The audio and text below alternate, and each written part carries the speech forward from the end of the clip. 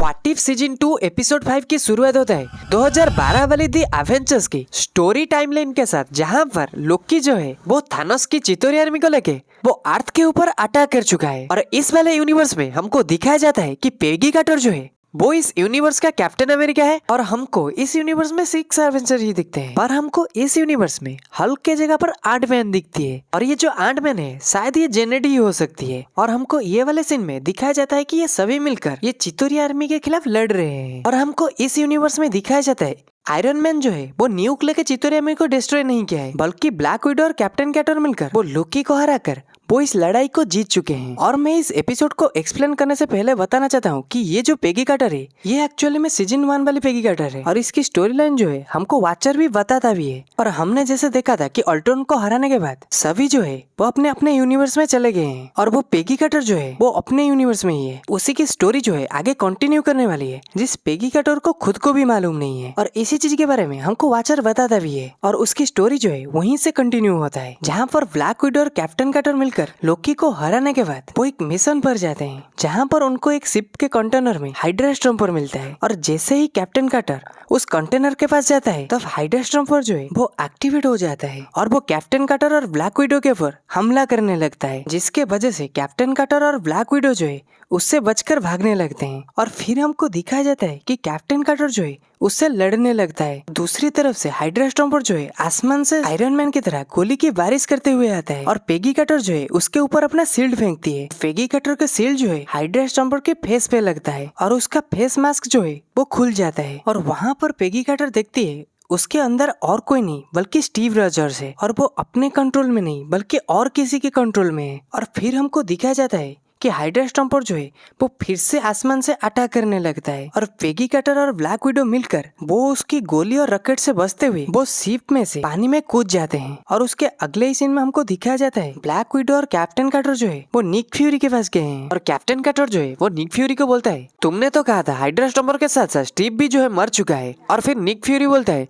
कि मैंने सच ही कहा था। और फिर कैप्टन कार्टर बोलती है कि निक फ्यूरी तुम मुझसे झूठ मत बोलो, मैंने अभी अभी हाइड्रा स्टॉम्पर के साथ साथ स्टीव रॉजर को भी देखा था और पता नहीं कैसे स्टीव रॉजर अभी भी उसी तरीके से दिख रहा है जो वो पहले दिखता था। वो इतने सालों बीत जाने के बाद भी वो ऐसे जवान कैसे दिख रहा है। कैप्टन कार्टर को जो है ब्लैक विडो रोक देती है और वो कहती है कि ये रेड रूम की वजह से है। रेड रूम के जो साइंटिस्ट है उनके हाथ में हाइड्रा स्टॉम्पर आया था, वो उसके साथ एक्सपेरिमेंट करके वो इसका ऐसा बना दिया है। जिसको सुनने के बाद कैप्टन कार्टर बोलती है कि तुमको पहले से ही मालूम था पर तुमने मुझे बताया ही नहीं। ये बात को वो बोल के वो वहाँ से गुस्से से चले जाती है। और उसके अगले ही सीन में हमको बॉकी को दिखाया जाता है जो एक काउंसिल का मेंबर है और क्योंकि उसके ऊपर हाइड्रा स्टॉम्पर जो है वो उसके ऊपर अटैक करने वाला है, जिसके वजह से शील्ड के मेंबर जो है वो उसको प्रोटेक्ट कर रहे हैं। फिर हम देखते हैं कि हाइड्रा स्टॉम्पर जो है वो बॉकी के ऊपर अटैक करने लगता है। फिर हम देखते हैं कि कैप्टन कार्टर जो है उसको प्रोटेक्ट करने लगती है। हाइड्रा स्टॉम्पर और कैप्टन कार्टर के बीच में बहुत ही तगड़ी फाइट होने लगता है। और फिर हम देखते हैं कि ब्लैक विडो जो है वहाँ पर क्वीन जेट लेके पहुंचती है और वहाँ पर हम देखते हैं कि हाइड्रा स्टॉम्पर जो है वो बॉकी को मारने वाला ही होता है। तब बॉकी बोलता है तुम ऐसे नहीं हो मेरे दोस्त, जिसके सुनने के बाद स्टीव कुछ समय के लिए रुक जाता है। कुछ देर के बाद वो उसके ऊपर फिर से अटैक करने वाला ही होता है। फिर कैप्टन कार्टर जाके उसको बचा लेती है और कैप्टन कार्टर जो है वो हाइड्रा स्टॉम्पर से फाइट करते करते हाइड्रा स्टॉम्पर जो है वो कैप्टन कार्टर को आसमान में ले जाती है और कैप्टन कार्टर जो है वो हाइड्रा स्टॉम्पर के ऊपर अपने शील्ड से अटैक करती है। और कैप्टन कार्टर की शील्ड जो है वो हाइड्रा स्टॉम्पर के लगने के बाद हाइड्रा स्टॉम्पर जो है वो डीएक्टिवेट हो जाता है और उसके कोई भी पार्ट काम नहीं करता है और वो नीचे गिरने लगता है, जिसको कैप्टन कार्टर जो है वो ब्लैक विडो की मदद लेके वो उसको बचा लेती है। और ब्लैक विडो जो है वो उनको सेफ प्लेस में ले जाता है जहाँ पर कोई भी नहीं रहता है। और फिर हम देखते हैं कि स्टीव को जो है होश नहीं आता है, जहाँ पर कैप्टन कार्टर और नताशा मिलकर वो उसको होश में लाने के लिए कोशिश करते हैं। और फिर हम देखते हैं कि नताशा जो है बोलती है अगर हम स्टीव को सूट में से अलग करेंगे तो वो मर भी सकता है और ये सूट जो है वो उसको बूढ़ा होने नहीं दे रहा है, जिसके वजह से हम तो इसको सूट के अंदर से नहीं निकल सकते, जिसके वजह से हमको जो है टोनी और ब्रूस की मदद लेना पड़ेगा। जिसको सुनने के बाद कैप्टन कार्टर तुरंत ही मना कर देती है और वो बोलती है कि अगर हम टोनी और ब्रूस की मदद लेंगे तो हमको शील्ड के आदमी जो है वो ढूंढ लेंगे, जिसके वजह से हम उन दोनों की मदद नहीं ले सकते हैं। और हमको स्टीव को ठीक करने के लिए सिर्फ एक ही काम करना पड़ेगा,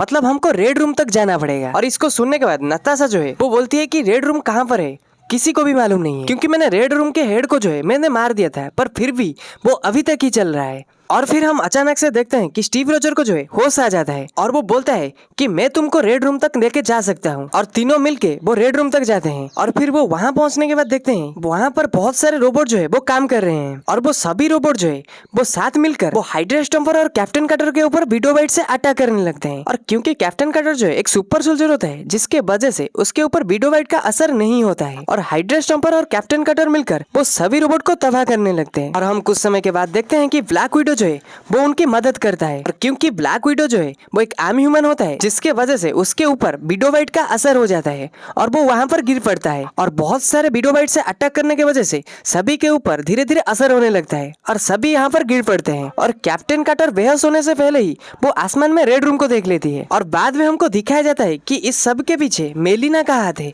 जो ब्लैक विडो के मॉम होता है और वो सभी ब्लैक विडो के साथ वो वहां पर आ जाती है और वो सभी के ऊपर अटैक करने लगती है और वो हाइड्रा स्टम्पर को भी वो कंट्रोल कर लेती है और इन सभी के बीच में बहुत ही तगड़ा फाइट होता है। और हम ये वाले सीन में नताशा और एलिना के फाइट भी देख सकते हैं और एलिना और ब्लैक विडो मिलकर नताशा को हराने वाले ही होते हैं और तब नताशा के हाथ में एक बीटोबाइट लगता है जिसको वो फायर करके उन सभी को हरा देती है। और हम दूसरी तरफ कैप्टन कटर और हाइड्रा स्टम्पर की भी फाइट देखते हैं जहाँ पर हाइड्रा स्टम्पर जो है वो अंधाधुन कैप्टन कटर के ऊपर फायर करने लगता है। कैप्टन कटर जो है वो अपने शील्ड को इस्तेमाल करके वो उस गोली से बच रही होती है और फिर हम देखते हैं कि कैप्टन कटर जो है वो स्टीव के ऊपर और अटैक नहीं करती है और वो अपने शील्ड को फेंक देती है और वो उसको बोलती है कि मैं तुमसे और नहीं लड़ सकती हूँ और मैं जानता हूँ तुम इसके अंदर हो। और इतना सुनने के बाद हाइड्रा स्टम्पर जो है वो रुक जाता है और वो जो है वो पेगी कार्टर के ऊपर अटैक करना बंद कर देता है और स्टीव जो है वो फिर से आसमान की तरफ देखता है और वो उड़ते हुए रेड रूम की तरफ चला जाता है। और दूसरी तरफ हम देखते हैं कि एलिना जो है वो नताशा को मारने वाली ही होती है और तब नताशा जो है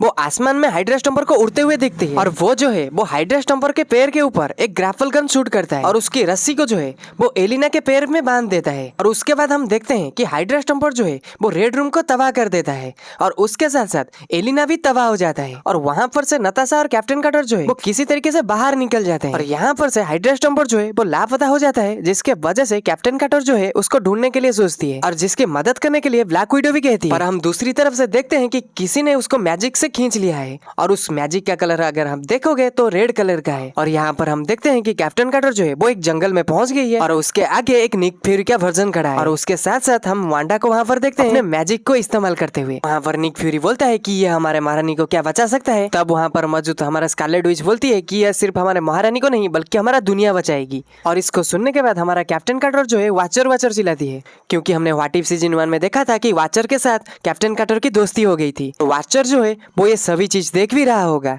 जिसके वजह से वो इसे चिल्लाती रहती है। और इसी के साथ साथ इस एपिसोड की एंडिंग होता है। और आपको इस वीडियो पसंद आएगा तो वीडियो को लाइक और चैनल को सब्सक्राइब करना मत भूलिएगा। तब तक के लिए खुश रहिएगा। नेक्स्ट वीडियो में मिलते हैं।